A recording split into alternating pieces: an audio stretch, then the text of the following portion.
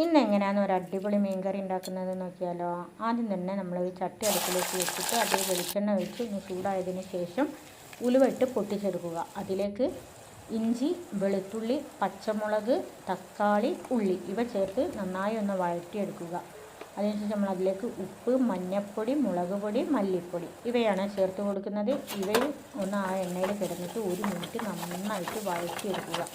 കരിഞ്ഞു പോകാതെ നോക്കണേ. നന്നായിട്ടൊന്ന് വഴറ്റിയെടുത്തതിന് ശേഷം നമ്മൾ അതിലേക്ക് ആവശ്യമുള്ള പുളിവെള്ളമാണ് ഒഴിച്ച് കൊടുക്കുന്നത്.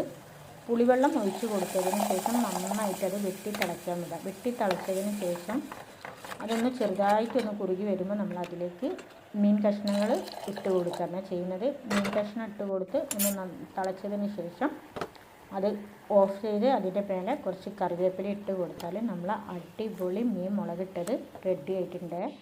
നല്ല ടേസ്റ്റാണ് എല്ലാത്തിൻ്റെ കൂടി.